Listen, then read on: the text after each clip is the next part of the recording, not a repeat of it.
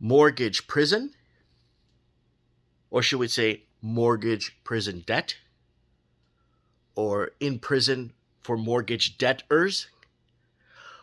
Well, something's going down, and it's been going down, and it's something we've been warning you guys about for years now.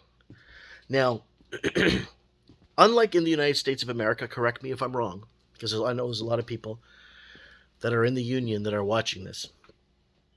You default on your mortgage, or you can't pay your mortgage payments. Most of the time, you just get evicted and you move on, and you get foreclosed on. You file for bankruptcy in most cases. Or you just mail your keys back to the bank and say, here's my keys. I can't afford my home anymore. Just take it off my hands. And then they take it to auction, and then it gets sold, and then then the bank recoups whatever losses it can, right? Right.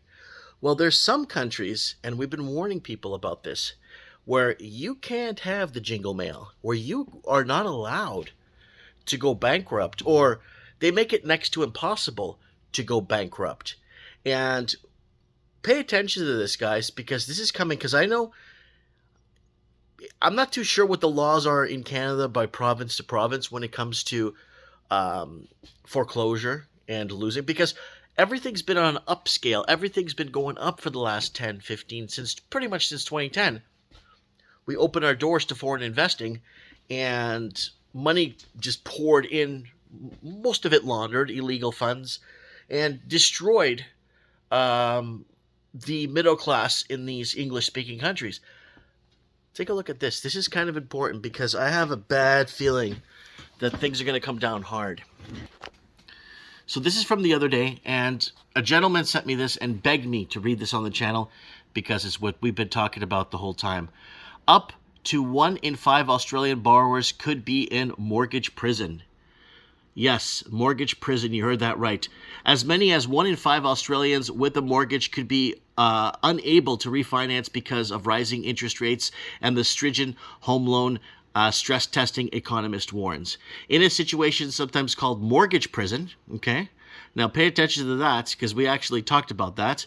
Let's just go here real quick. So we were warning you guys about this. Australia's mortgage prison in danger. TDS won't fit. TDS is what we call here in the West total debt service ratio. Unable to refinance, rising rates. And there is the video there. In case you guys are thinking I'm changing video names or whatever, there it is right there from 4 years ago. There's the video right there where I'm warning people. And I'm warning people from a video I made even 7, 8 years ago, because I haven't been there in 8, 9 years, warning people about Australia's mortgage prison, because this is actually a pretty big deal. And, try to warn the people, right? So here it is. Called mortgage prison, such as borrowers cannot refinance to a cheaper loan because they don't meet the bank's lending requirements. Negative equity can be a limited factor, but tough stress testing requirements are now more often trapping mortgagors. So there it is right there. So watch this. They go on to say, so the reverse bank lifted its cash rate at the fastest pace for 3 decades since it began hiking in May, rising from a record low 0.1% to 3.35% as flagged. More increases ahead. Again, what do we say? Rates need to get up to 8-9% before they get before you can start fixing things. Now, this is the problem they're facing in Australia, just like in Canada, New Zealand, and the UK, and the blue states of America. Look at that house. Look at that. That's the house. This is not the house. This is not the house. This is the house. $2.5 million, 3-bedroom, 2-bath, and no parking. So you have to pay for street parking if you want to park your car at your house. You got to pay for street parking. And this is something that I've been warning about. And then when I looked in and did some calculations, 2 years of strata payments, property taxes, or whatever you call them, strata fees, mortgage payment, all that stuff, 2 to 3 years buys you one of these homes in the United States free and clear. Why? Why is that even possible? Because homes in America, in the red states of America, are tied to incomes, not money laundering, right? So Australia's had a very bad bout of money laundering and lots of illegal money hitting there and taking houses like this that probably built in the 1920s, going for astronomical prices. And then we found this one from 4 months ago in the same article. If you go to the same article and scroll down, you find the article related to it, and you go here, recent borrowers at risk of becoming mortgage prisoners. Now, this is scary because, recent home buyers who bought at the peak of the housing market with low deposits could find it hard to switch banks in their hunt for cheaper rates, despite the mortgage refinancing boom underway in the market. So with interest rates tipped to climb higher, experts have warned of sizable group of borrowers will struggle to meet the criteria needed to switch lenders. So this is something, wow, is that my, wait. Is that my same image? No, it's a different image. No, it's different. I was going to say, what? They even took my image too? So this was from a few months back, because this is very serious, people. And I went and said right here, massive. Australia, housing tensions, Australians face becoming mortgage prisoners. So there it is right there. And TDS doesn't fit, right? Look what happened. So, and I've been warning people, get out of Sydney now. Get out of Sydney, Australia, 6 years ago. I've been warning people to get out of the big cities. Sydney is a sadder, meaner, angrier city. A lot of these cities in the West became like that. A lot of these cities in the West turned into these empty shells. More money was being laundered. A lot of cities turned into these empty shells. The glitz, the glamour, the lights disappeared. Everything kind of fell apart type of thing.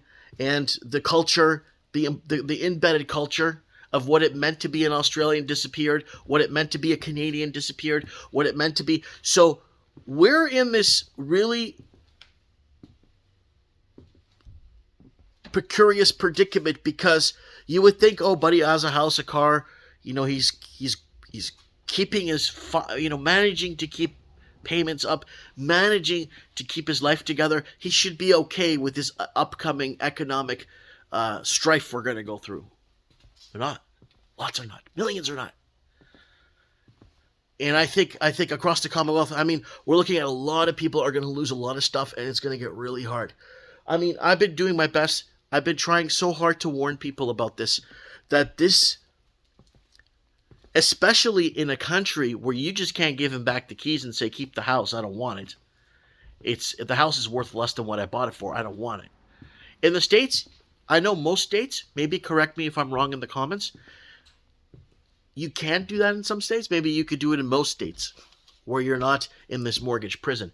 Because I know I spoke to somebody from England, and they told me that your mortgage debt follows you around forever, for life. Even though you don't end up selling the home, or the bank sells the home and gets the money, they'll still come after you for the money, So you can't do jingle mail, right? And I kind of wanted to put this video together for you guys, just to let you guys know, it's not going to be easy going forward. Now, let's talk a solution. Okay, let's find a solution. What do you, well, again, try to finance down or downgrade big time. Maybe move into a smaller apartment, maybe a small 2-bedroom or a 1-bedroom for now. And see if you can get into something and get your payments adjusted so that you're within. But the problem is, it's not like the red states in America, where, okay, I'm going to go to another south side of town. I'll get a cheap apartment there for $1,200 a month or something. You know what I mean?